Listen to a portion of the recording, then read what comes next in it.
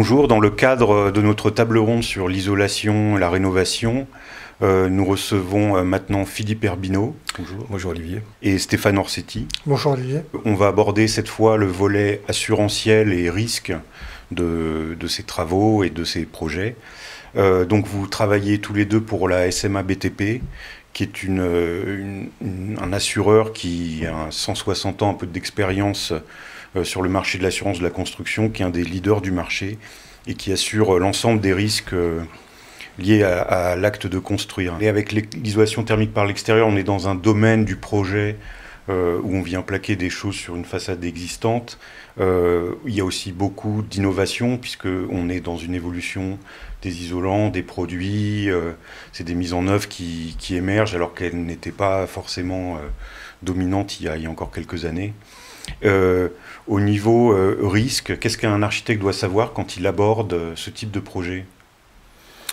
Alors un architecte en fait doit appréhender l'innovation en pleine confiance, mais en étant conscient que derrière effectivement il y a des exigences en matière d'assurance. Alors ce qu'il faut bien comprendre, c'est que les constructeurs de manière générale en fait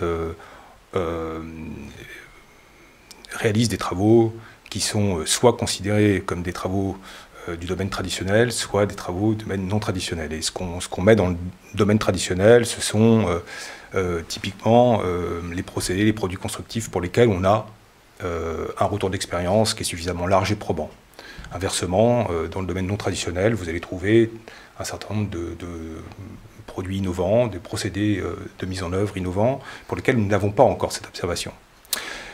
Ce qui signifie que dans le domaine traditionnel, vous allez avoir les produits sous normes, donc de type AFNOR, vous allez avoir les documents techniques unifiés qui globalement codifient les règles de l'art, qui expliquent comment il convient de mettre en œuvre les produits traditionnels, qui sont révisés d'ailleurs régulièrement, et puis un certain nombre de règles professionnelles émises par les organismes professionnels.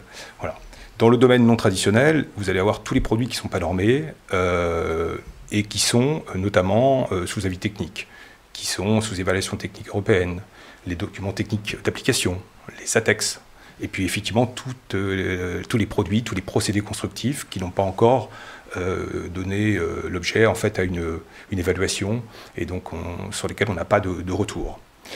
Cette distinction, si vous voulez, va avoir comme conséquence que la commission prévention produits de l'agence qualité construction va les classer soit en technique courante, soit en technique concurrente. Donc pour faire simple, tous ceux qui appartiennent au domaine traditionnel sont considérés comme des techniques courantes, et inversement, tous ceux qui sont effectivement dans le domaine non traditionnel font partie plutôt des techniques non courantes. Il y a quelques exceptions, c'est les avis techniques qui sont sans mise en observation, les DTA également, sans mise en observation, et les ATEX, qui peuvent avoir une observation favorable, un avis favorable, et qui effectivement peuvent être considérés comme une technique courante. Donc le fait que ce soit de la technique courante ou de la technique non courante va impacter effectivement la façon dont il faut agir avec son assureur. Et c'est là où on voulait en venir, c'est que typiquement si vous êtes en technique courante, l'ensemble des acteurs de la construction, que ce soit évidemment les architectes, les maîtres d'œuvre, les entreprises, sont couvertes par leur contrat. Donc elles n'ont pas à déclarer à leur assureur, avant travaux, le fait qu'elles mettent en œuvre effectivement tel type de technique. Stéphane Orsetti, donc, je vous ai présenté comme appartenant à la SMA BTP, mais plus précisément, vous êtes dans un GIE qui est au sein de l'assureur, qui s'appelle Socabat, et qui sert un peu à l'expertise de la SMA. Donc vous avez vu, c'est l'entité en fait qui évalue après pause tout un peu et qui a une expertise sur les techniques une fois qu'elles sont posées. Vous avez développé une expertise globale. Oui. Alors en fait, il y a deux entités, je suis à cheval sur les deux entités. En tant que responsable formation et construction, j'appartiens déjà à la Fondation Excellence, qui est une fondation d'entreprise. Et c'est la Fondation Excellence qui est véritablement porteuse de l'action de prévention au sein du groupe SMA BTP. Et j'appartiens également, comme vous disiez, Olivier, au GIE Socabat. Alors ce qu'il faut savoir, c'est que la SMA BTP, qui est le leader de l'assurance construction en France, est le seul assureur à disposer d'un contingent d'experts. Le GIE Socabat étant à la fois le bras armé de la Fondation et l'entité technique de la SMA BTP. Alors, en ce qui concerne les missions de nos experts, ils sont à peu près une centaine. Ils font de l'étude de risque, et on est une des rares entités à le faire sur le marché de l'assurance. Donc des études de risque sur des produits, sur des procédés, sur des chantiers ou sur des projets. La deuxième mission de nos experts, c'est effectivement de réaliser de l'expertise une fois que le sinistre est déclaré. La troisième mission, c'est d'être, comme je disais, le bras armé de la Fondation en exécutant, si je puis dire, des missions d'intérêt général qui sont des missions de prévention. Et donc vous avez un œil sur la sinistralité aussi, puisque c'est oui, tout à fait. Le rôle de l'assureur. Et au niveau de la façade, quels sont un peu les taux de sinistres que l'on mesure? Alors, au niveau de la façade, sur les parties courantes, la façade arrive en deuxième position du point de vue du nombre de sinistres. On est à 15% pour 13% des coûts.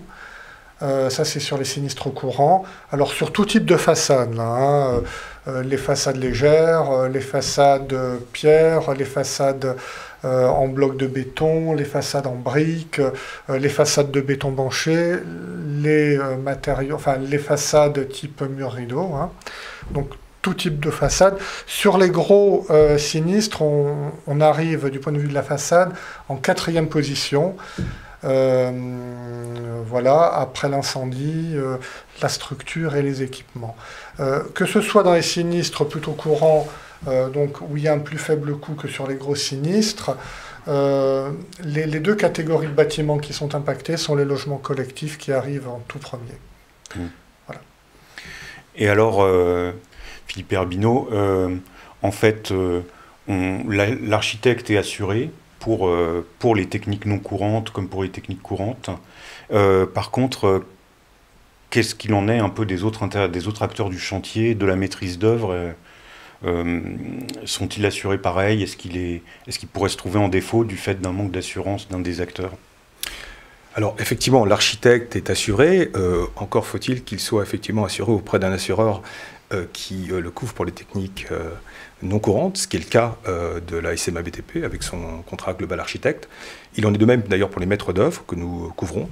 On a un contrat qui s'appelle Global Engineering et qui est effectivement la même approche. Donc les maîtres d'œuvre, les architectes peuvent s'engager sur des techniques non courantes sans préalablement effectivement informer leur assureur.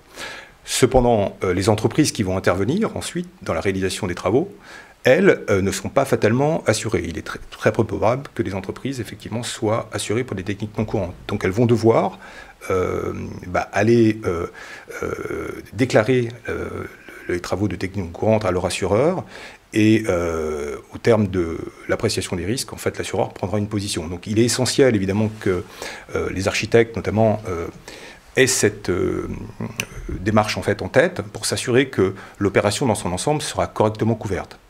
Dans l'hypothèse où l'architecte, en fait, ne s'assurerait pas que l'entreprise a une garantie pour les travaux qu'elle va réaliser, donc de techniques non courantes, le risque potentiel, c'est qu'en cas de sinistre, en fait, sa responsabilité puisse être recherchée au titre de la solidarité en fait, entre les constructeurs. Voilà. Donc c'est vraiment important que dans son rôle de conseil auprès du maître d'ouvrage, puisque l'architecte est amené à devoir aussi regarder des attestations d'assurance, valider que les attestations d'assurance soient correctes, c'est important effectivement qu'il puisse vérifier que les entreprises qui interviennent soient assurées pour les techniques non courantes. D'accord. Et on pense, Monsieur Orsetti, en fait, l'idée de l'isolation thermique, ça va dans une dynamique d'amélioration de l'habitat, d'amélioration aussi des performances énergétiques et d'objectifs carbone qui vont là bien au-delà de l'habitat. Mais est-ce que, en fait, on peut avoir des problèmes de dégradation de l'habitat du fait de ces travaux qui seraient censés améliorer? Qu'est-ce que vous constatez, vous, comme principaux types de sinistres? Oui, bien sûr. Lors de la rénovation, en fait, ce qui est important, c'est de réaliser un diagnostic de l'existant. Ce diagnostic de l'existant, il faut le réaliser en termes de connaissance de mode constructif, de connaissance des matériaux qu'il y a déjà dans la paroi, parce que ces matériaux pourront être l'objet de dégradation. Donc il faut savoir ce qu'il faut enlever de ce qu'il faut conserver. Il faut bien faire la différence entre les deux. Maintenant, sur la rénovation, ce qui est important, c'est de faire en sorte de ne pas conserver l'humidité dans les parois. Ça, on a pas mal de sinistres qui arrivent actuellement parce qu'on met en place une isolation thermique par l'extérieur qui peut s'avérer peu perméante. Le but étant de laisser passer la vapeur d'eau qui vient d'une ambiance intérieure vers l'extérieur. Donc il y a beaucoup de raisons à ces sinistres. On a mis en place un pare-vapeur ou non. Le pare-vapeur est assez perméant ou non. Donc le but, c'est véritablement d'empêcher la migration de vapeur dans la paroi, d'éviter les condensations et la reprise d'humidité par certains isolants d'eau qui va condenser, pour que la durabilité de la rénovation soit éprouvée, soit pérenne. Oui, on peut aller jusqu'à des risques d'endommager et de dégrader fortement certains ouvrages de façade, notamment je pense dans les façades pans de bois. Oui. Monsieur Herbinot, en fait, il y a tout aussi un domaine qui doit être compliqué aujourd'hui, parce il y a une innovation dans la construction qui est assez forte, notamment au niveau des matériaux biosourcés, qui est assez poussée. Donc comment, en tant qu'assureur, vous réagissez quand on vous propose un projet avec une isolation en paille, par exemple, comme ce qui se fait en tant qu'assureur, en fait, on va se tourner vers ce qui se dit, ce qui est communément admis, en fait, en termes de risque. Donc on va effectivement observer d'abord ce que nos ingénieurs effectivement en pensent. Donc on a parlé de la SOCABAT. Donc la première démarche qu'on aura, c'est évidemment d'interroger les experts SOCABAT qui évidemment vont guider notre décision d'accompagner ou de ne pas accompagner, et des conditions dans lesquelles en fait on peut accompagner une entreprise qui se met en œuvre des produits biosourcés. Il y a un certain nombre effectivement de risques particuliers liés en fait à l'usage de ces produits. Et nous, il faut garder effectivement l'idée qu'on s'engage pour une durée de 10 ans quand on est sur la décennale, 10 ans incompressibles. Et donc fatalement, on a besoin d'avoir des certitudes sur la durabilité, la fiabilité effectivement de ces produits. Donc vous voyez, c'est de l'analyse, de l'observation, et ensuite en fonction des circonstances, c'est une prise de décision pour essayer d'accompagner l'entreprise. L'idée pour nous, c'est d'accepter l'innovation, d'essayer de l'accompagner, mais de le faire en responsabilité. Et alors si moi je suis architecte, Monsieur Herbinot, est-ce que je peux vous appeler pour essayer d'avoir un conseil et dire je vais avoir utilisé tel béton de chambre, et est-ce que ou même une autre technique, et vous me direz ce que vous en pensez, ou en termes de conseils? Si vous m'appelez moi, je vous conseillerais plutôt effectivement d'appeler Monsieur Orsetti. Parce qu'effectivement, je ne suis pas ingénieur construction, et donc en conséquence, je pourrais vous donner un certain nombre de généralités sur la position de la profession, en fait, sur la façon dont on peut aujourd'hui vous accompagner sur tel type de procédé. Maintenant... en tant qu'assureur, vous pouvez conseiller aussi un peu l'architecte, enfin en dire... On n'est pas là pour conseiller l'architecte sur le type de procédé qu'il décide de mettre en œuvre. L'architecte, c'est lui qui est à l'origine du projet, c'est lui qui le porte. Nous, on est là pour le mettre en garde sur les conditions d'assurance pour sécuriser son opération. L'assureur est là pour sécuriser l'opération, faire en sorte que le maître d'ouvrage s'engage en toute confiance, et que l'ensemble des acteurs de la construction, en commençant par l'architecte, ne soient pas exposés en cas de sinistre. C'est ça notre rôle. Donc c'est d'abord de sécuriser son opération. Ce que dit Philippe est exact. L'assureur ne fait pas de préconisation, il est là pour donner un avis sur le risque. Et donc, comme disait Philippe tout à l'heure, on va se baser sur les référentiels existants. Que la technique soit in fine, en fait, classée en technique courante ou technique non courante, c'est plus rassurant pour l'assureur si c'est de la technique courante. Une technique non courante est parfaitement assurable, moyennant des aménagements au niveau assurance, et moyennant une estimation des risques par la SOCABAT que l'on va délivrer pour informer notre client. Mais on ne fait pas de préconisation. Très bien, je vous remercie. Merci Olivier.